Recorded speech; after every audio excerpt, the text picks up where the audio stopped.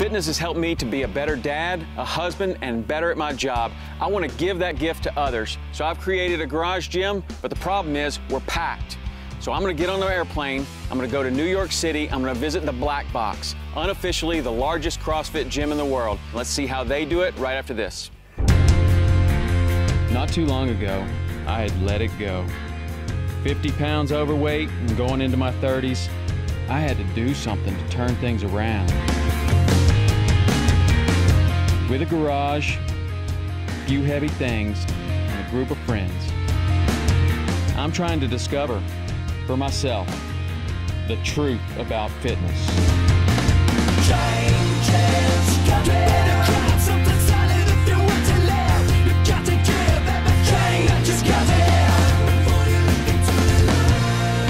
Who am I? I'm anybody. I'm you, and I want to know the fitness truth. Fitness Truth, sponsored by Reebok, presented by Reverie. Hard. Awesome. Found it. Hey Tom, how are you? Good, man. Good to see you. Good. Welcome to CrossFit NYC. I'm ready. I had a little hard time finding it. Yeah, It's well, not, we just opened up the second location, so we're a little bit tough to find these days. So this is CrossFit NYC, also known as the Black Box. This is our 28th Street location.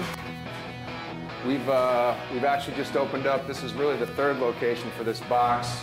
Since membership has been expanding so rapidly, we have around 1,200 members right now. 1,200. 1,200 members, yep.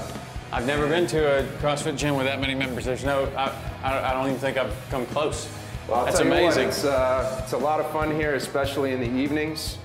We get a lot of people working out at the same time and pretty close quarters. So all right, well, I'm looking forward to it. should be fun. Cool. Awesome. Hey, how's it going? Hey, Tom. I'm Josh. Tom. Josh, Welcome nice to meet you. NYC. Thank you. Thank you. So, this is an awesome place. I understand you got 1,200 members? We do indeed, yeah. It's a couple more every day, it seems like. I guess so. How long have you been in business? We started in 2005 back in Central Park, so I think we're the 12th or 13th. So you just started in the park, just Yeah, a couple with kettlebells and... Not even a kettlebell. We weren't that fancy. We had some rings hanging off of park trees, and we got kicked out of a couple of playgrounds for breaking the rules by jumping up and down on benches. And yeah, it's been kind of a funny, unintentional growth ever since then. And so you grew that from a couple people in the park to 1,200 people. 1,200 people, and you know, it literally is one member at a time. Well, that's amazing. I've got a garage gym with about 30 to 50 guys. Yep. You know, I'm hoping that I see something that you're doing, you know, to build community or to train a lot of people with a small space. That's what I'm doing too. Totally. And if I can take one thing back to Tennessee, I'll be pretty happy. But show me around. Let me see what you have. This is really a cool place. So, one of the challenges, obviously, of being in New York City is that the rents aren't particularly cheap. Right. And ground floors, almost impossible to come by. We're actually taking yet another 10,000 square feet around the corner, which fortunately will be ground and basement. But this is on the, as you saw on the way up, the second floor of an office building. So they're not giant fans of us down on the first floor. So for example, this down here, we actually have coming in, you can see more of it in place, and some of it coming in place, layered in right now. It's about $150,000 a floor. Really? Built on some, you know, elastomer and some layers of wood, some absorbent layers in between. So have you been downstairs to hear how that sounds, the difference? We've been downstairs to get yelled at before we had the floor, and then we've been downstairs to make friends with the guys and show them we were putting in the floor. Tell you what, you're going to have $150,000 in coffee and donuts, bringing those in every morning to make friends with the neighbors. We've tried that as well, actually, maybe 3 spaces back. We've kind of, you know, it's growing from, we started out less than 30 people in the park to a little gym, slightly bigger, outgrowing one and then outgrowing the next. But one space we actually got kicked out of as we were on the 4th floor of an office building. Didn't yet realize we had to put special flooring in and somehow knock down a chunk of the ceiling of the guys floor down from us. So 150,000 is cheap if you don't get I know how to make friends with the neighbors. You just make them CrossFitters, bring them up, lifetime membership, and then off you go. They're either dead or members for life. Yeah, that's right. Well, this is really cool. So How do you do it? You have like one, is this one class I'm looking at? Or so one of the, I guess, big upsides of having so many members and therefore so many coaches is we started out like most CrossFit boxes, kind of like a one-room schoolhouse. Right. Everybody the same level, everybody in the class together. Get a lot of peer coaching, which is really great. But somewhere along the way, you start getting more and more people, and it becomes really difficult to be doing a great job coaching brand new beginners and also doing a great job coaching people who've been doing it for a couple of years. Right. So over time, we added in sort of our Elements on-ramp program. Then we added 3 levels of classes. We have beginner, intermediate, and advanced WAS. Okay. We have a team training program as well. So in here right now, you've got different levels going at the same time. 2 beginner classes and 1 intermediate class all going. We cap them each at 18 people. And if we can't keep up with that size, we just keep adding more classes. So we're constantly adding classes and hiring coaches. But I guess one of the big challenges for us is even at 1,200 people, CrossFit is really driven by the coaching, by the one-on-one relationships people have. So making sure that we have the physical space, have enough coaches, the support for the coaches and the resources so that we can keep providing, honestly, I think better training and better coaching now than we were even when there were 3 of us together. Right. So, well, it's very impressive what you've been doing, so I'm going to keep my eyes open and just kind of watch. But what do you got in store for us tonight? I think and there's a good lag between when we program the WADs and when they show up, so they're a surprise to me too. I'm told today is Barbie, which is a slightly scaled down version of Barbara that I think will probably suck about equally bad. So okay, we'll go change and happy to hop in with you. All right, good, together. Man. That's awesome. That'll be great. So this trip seemed like a great idea. Gonna go up to New York City and learn a few things about how a gym with a massive number of members is able to maintain community and good quality training. But I'll tell you what, it's been a very long trip. Slept in a terrible bed, and I am really, really tired going into this workout. So Barbie is gonna be a workout with pull-ups, sit-ups, and push-ups. Seems pretty simple. Will I make it? We're gonna work out with my friend Martin and the owner of NYC Black Box right after this. 3, 2, 1, go.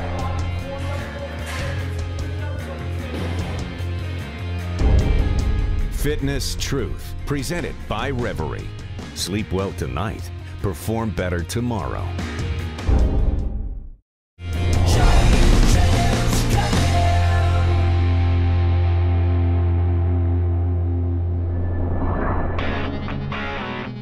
CrossFit NYC actually started out in Central Park as kind of an informal workout club. At that point, I don't think any of us ever suspected there were more than a dozen people in all of New York City who might want to do this crazy stuff. So essentially what happens inevitably is if somebody comes in, they can't do a pull-up, they start doing some CrossFit, a couple months later, they're banging out sets of 10 or 15. So turns out as soon as you start unintentionally stealing personal training clients, the trainers complain to the managers and the managers kick you out. So we got kicked out of it's either 5 or 6 gyms over the course of 2 or 3 years. At the end of the day, the magic of CrossFit is, if you come in, you can't do a pull-up. A couple months later, you're doing that set of 10 or 15, you tell everybody you know. You're basically intolerable.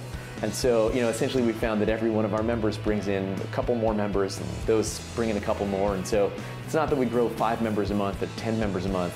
We seem to grow 10% a month, and that compounds over time. So sooner or later, you have 1,200 people and 25,000 square feet in Manhattan, and you have no idea how you got there. I think one of the things that's really hard about New York City is how expensive everything is, how expensive the rent is, how expensive apartment rents are that our trainers have to pay, and so how much we have to be able to pay them. And so we have to be really smart and really careful about how we use our space. We need to run like a submarine, that everything has to have a place, and we have to take advantage of every square foot that we can use. And so we try and grow in a smart way and think about not just using our space during peak hours, but what we can do to get people using the space from early in the morning to late at night.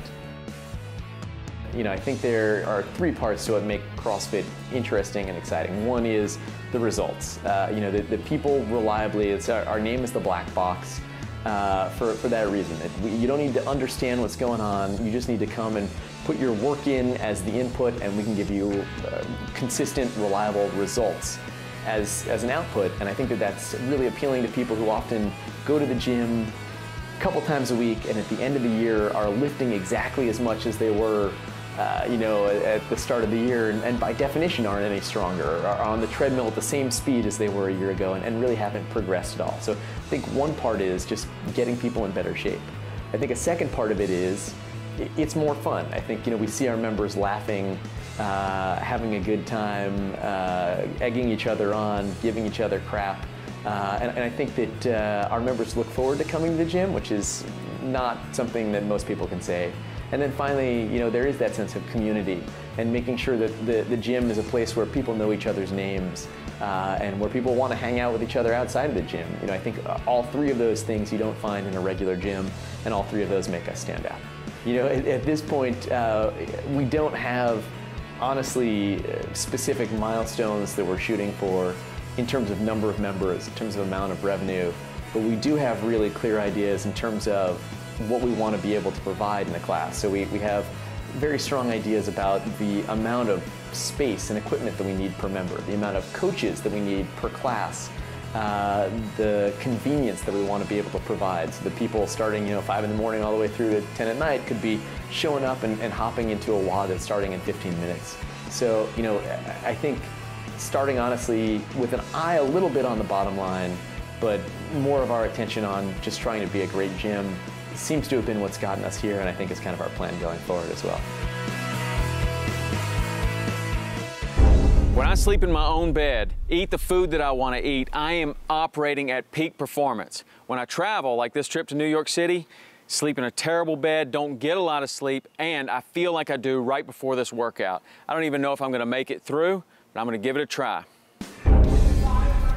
Okay, so the workout is 10, 20, 30, 40. Pull-ups, push-ups, sit-ups, squats. So it's 10 less of everything that shows up in Barbara. This WOD sucks. It's going to be 500 reps by the time you're done. It also sucks because it's more than half the reps and less than half the rest. Okay? So now that you got that, pull-up standards, you've got to get your chin over the bar. I don't care if you kip, butterfly, whatever you want, chin over the bar. Push-ups, your chest has got to hit the ground. You don't have to hand release, but they got to be legit. Sit-ups, you got to sit all the way up. You can use momentum. You can anchor your feet, don't anchor your feet. Squats, you know the drill with squats. To manage the time so that you don't have to do the math. When you finish your round, yell out your name, I'll write down the time, I'll note when you need to start again, and I'll say, Josh, go, okay? Or Tom, Martin, whatever it is. So just yell your name when you're done with the round. 3, 2, 1, go.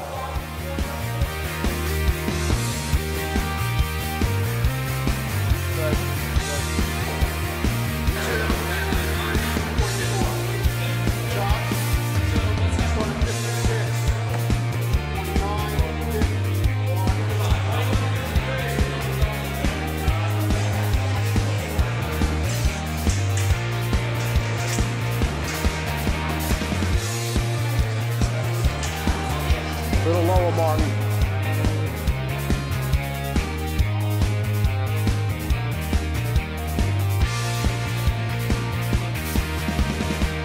Good.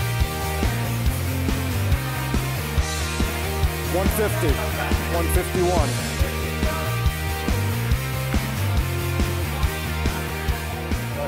Tom, you're going to start at 320. You're going to start at 321. You're going to start at 325. I'll call out 320 up through 325. You know your time. 320, 321, 325. 317, 318, 319, 320, 321, 2, 3, 4, 5.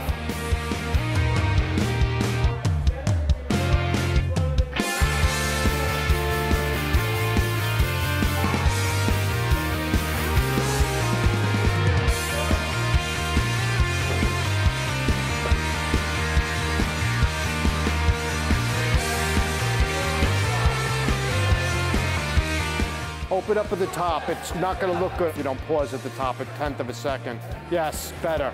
That looks better.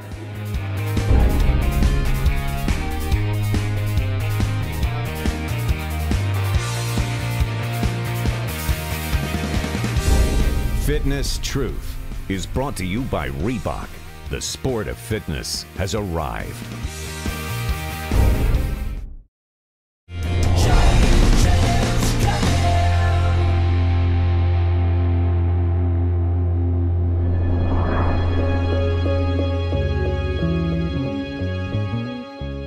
terms of recovery for CrossFitters, we want to talk about the big picture. So people putting together their nutrition, their sleep, and their exercise. The more you can optimize those recovery tools, the better. Sleep is meant to be restorative.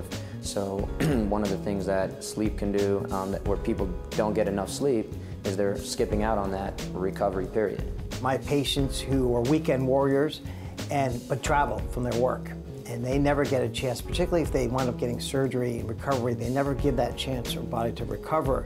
And that's because they're not staying at their own place or in their own bed, and they're out constantly traveling out in different hotels from the work to their work.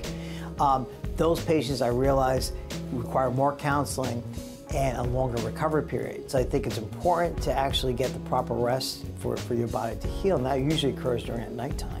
But again, improving that quality of sleep is what I think is more important. So other little things that people can do in terms of blocking blue light at night, any little bit of light, even from the alarm clock, from your cell phone, can in fact disrupt your hormonal release through the body. Again, people's beds tend to be very hot, and the fabrics that are on the beds cause some of that tossing and turning. Best advice I have for athletes on improving their general physical well-being is to pay attention to the big picture and making sure they're not neglecting any aspect. The nutrition, the sleep, and the actual exercise. Smart programming is going to play a huge part. So if any element of that is off even by a little bit, they're going to suffer. If you got 6 hours of poor sleep while you're traveling, maybe, new bed, you have to deal with the jet lag and the circadian rhythms being thrown off, and then go out and do Fran.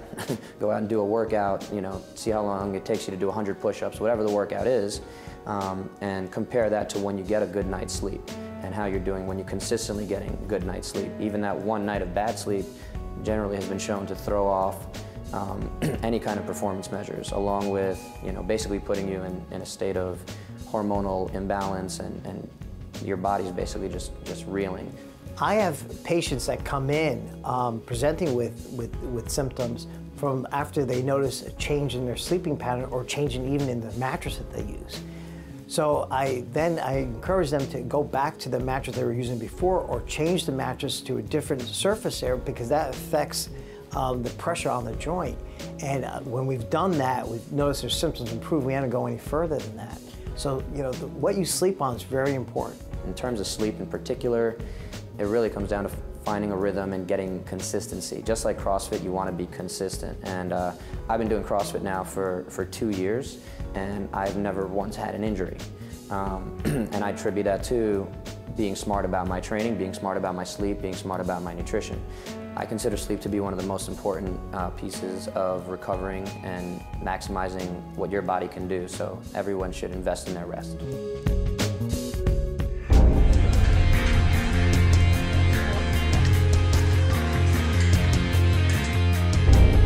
Fitness Truth is brought to you by One Coconut Water, the power of one.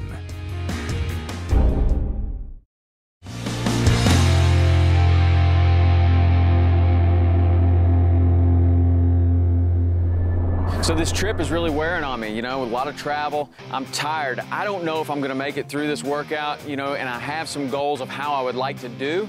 But here I am, I'm working out in front of all these different people that I don't know, with the owner of the gym, my friend Martin. I don't know if I'm gonna make it through this workout.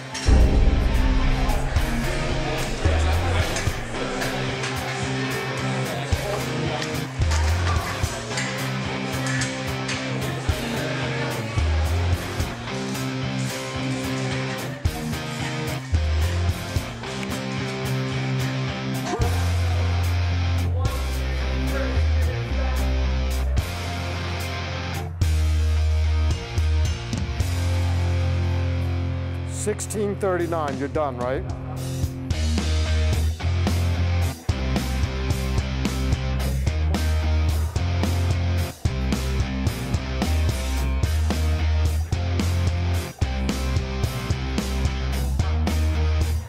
$21.10.